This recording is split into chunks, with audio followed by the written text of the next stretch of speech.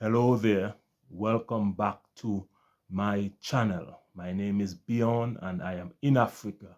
That is why this channel is called Bjorn in Africa, and the mission of my channel is to bridge the gap between Africa and the Caribbean. So make sure to subscribe now and support this journey, or you could also join the channel and become a member. You could like and share the videos, watch all the ads, and make sure to help me promote the channel by sharing it with all your friends and family. Now, my friends, I am from the Caribbean island of St. Kitts and Nevis, located in the Eastern Caribbean. And right now I am in Nairobi, Kenya, in East Africa, bridging the gap between Africa and the Caribbean. Now, my friends, as I said, I am in Nairobi, Kenya, and you wouldn't believe what is happening in Kenya now. In the capital city of Nairobi, Kenya, yesterday and today, there was a massive eruption in protests all across the city. They had parliament where the government side introduced a bill to the parliament where they propose a number of increases in taxes. It's called a financial bill or something like that, where they promoted an increase in taxes. Now, shortly after that, the young people of Kenya made their way to the parliament in the capital city of Nairobi, and they erupted in protests. And as you can see, I'm going to show you the video now. But as you can see, what I want you to do, look at the age group of those young people. Look, listen how educated they are on the issues in terms of what is happening in the country, what is happening in parliament, the issues about the tax increases. Listen to these young people. And I want you to look to see if you see any leader or any political parties there. So, my friends, I want you to watch this short video, and then I will come back and wrap up with my analysis. But stay tuned. I will be back. Make sure to watch all of the video. It's just a short video, about 2 minutes. Watch it, and I'll come back and give you my analysis on what happened in Kenya and my views. I'm going to compare it to what is happening in the Caribbean and how the young people react and think differently in both regions, my friends. So watch the video now, and I'll be right back. Hundreds of protesters march in the Kenyan capital, Nairobi, demanding that lawmakers reject the proposed 2024 finance bill, which seeks to increase taxes on food items, motor vehicles, and financial transactions. Police fired tear gas on protesters, leading to running battles between the security officers and demonstrators Tuesday. Kenyans worry that adding more taxes will make their financial problems worse as they continue to grapple with the high cost of living. We need the prices of things to go down, no more billing. It's really hard for the country of Kenya. Thieves have increased because of that too. No job. The cost of living is really high. Youth don't have jobs. They keep on increasing taxes, and these taxes are really affecting us as normal Kenyans. They need to drop that finance bill. We need to work on that. They are going ahead to tax even medical supplies. Do they really want the people who are sick to die? Do they have no consideration for the people who are needy? I mean, can they listen to us? It's us who put them in that position. I live by luck to have food. I want to see that my MP Korauri, let him vote yes, and I will visit him in his office. The government made changes to the tax proposal Tuesday morning after President William Ruto met with ruling party members. The government dropped the 16% bread tax and the 2.5% motor vehicle annual tax. But some Kenyans were not satisfied with the changes. I am aware that about an hour ago they've given a press statement on the amendments that they've made, but it is not enough. We, the people of Kenya, are demanding for the Finance Bill 2024 to be rejected in its totality. This budget destroys the Kenyan state. This budget makes us poorer. This budget makes production in Kenya very expensive. We cannot compete with our neighbors. Police have been successful in blocking protesters from accessing the parliament buildings.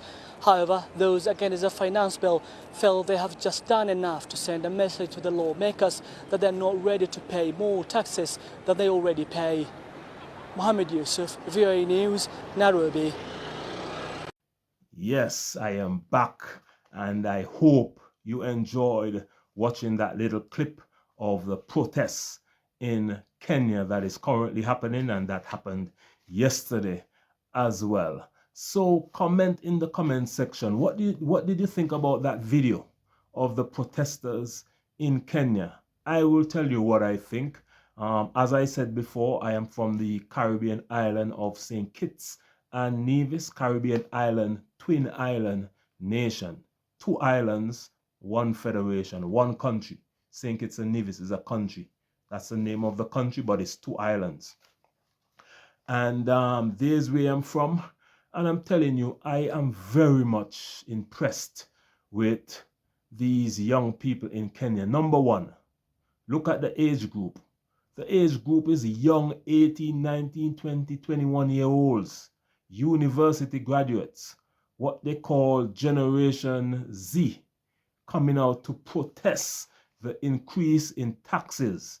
And I would have seen on several television shows here where you have news media channel interviewing young people, university graduates, some you could see 20, 21, 22, 23, 24, very young people sitting down on a television channel and giving their views about the increases in taxes. And you would have seen the young people who would have been interviewed right on the spot where you had the protests. You had a number of them interviewing, and you could see they're very knowledgeable about what is happening in their country. Now, in my country, for example, and in different Caribbean islands, the young people around that age, they don't normally get involved in politics because number 1, they don't know, because civics is not taught in school, so they're not that educated on the parliament system, the government, how government affects them. They're not aware of how government policy affect their daily lives. And so they don't see how it affects them, so they don't protest. And number 2, the islands are very small. And because they're very small, people are easy to be victimized. The government can pick out 1 or 2 persons and say, okay, I'm not going to give you a job, I'm not going to help you with anything. And those handful of people will suffer because of the consequences of speaking out for their rights in their country. That happened to me in the past. I will let you know in one of these days. That's another video that will be coming in future. I will let you know my political past because I was involved in politics in the Caribbean island country of St. Kitts and Nevis, and I will let you know about all of that. That is why I'm so passionate about these things, because I know how it is in the Caribbean and I'm comparing it to Nairobi, Kenya, and even in South Africa.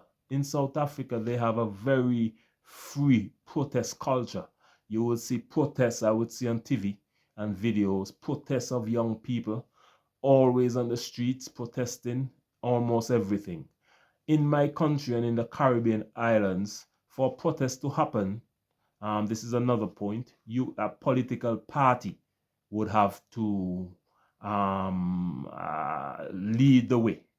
A political party would have to organize it and get their supporters to come out and protest what is happening in the country, the government issues, whether tax increases. That will have to be led by a political party. Now, if you can look in the video that I just showed you, all young people. I didn't see one leader. I didn't see any political parties. I didn't see no organization. Just a group of young people coming together and fighting for their rights in their own country. And I like to see that, my friends, because I would have been involved in politics. I would have been victimized because I stand up for my rights. And so I know what it is to be out there. So I'm very proud of the young people of Kenya for standing up. And as I said, in my country, they don't teach civics. Civics is not taught in schools. So the young people know very little about the happenings of government. They don't understand how government affects their lives, how the policies of government would affect their life. They're not aware of it. So the passion is just not there. And this could change over time if civics is introduced, the educational system is reformed. That could change over time. But let me know if this is taught in schools in Kenya, if how government works and how parliament works is taught in schools in Kenya, because I am amazed by the passion of these young people standing up for their rights. They have knowledge of the constitution, they have knowledge of the taxes, they have knowledge of the parliament, how it works, how it will affect their lives, and I'm very much impressed with that. Another thing, protests in the Caribbean are normally led by older people, like 40s, 50s, 60s, 70s, people in that age group. You won't see like 19, 20, 21-year-olds in their numbers on the streets. Now in Kenya and also in South Africa, young people lead the way. They said this is their country. That's what they're saying in the video that I saw. This is their country and they will take it back. So they have the numbers because there's a lot of young people in Kenya.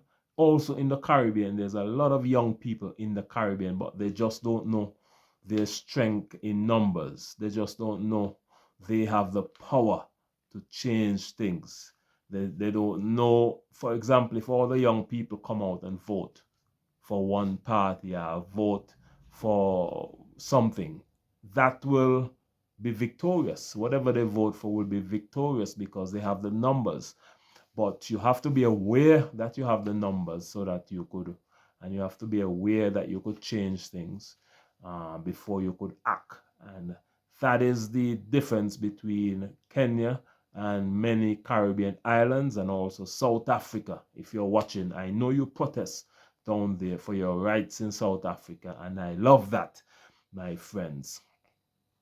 So, for example, in the Caribbean, you could have, like in my country, St. Kitts and Nevis. Let's say the government comes on tomorrow in Parliament and say, we are going to increase electricity by 100%. The cost of electricity by 100%. We're going to double it. My friends, nobody will protest. Nobody will come out and protest. Only how they will have a protest is if a political party organize some of their supporters to come out to protest.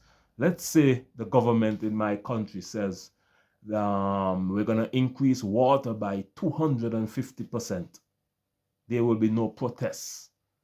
Again, only if a political party organize that protest, you will have a handful of supporters come out to protest.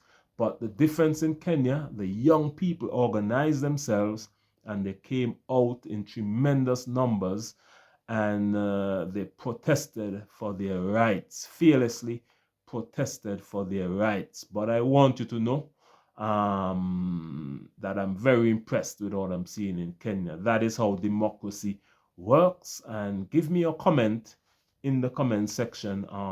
What do you think of that? The comparison, and give me your thoughts, and make sure to like, share, and subscribe to my YouTube channel.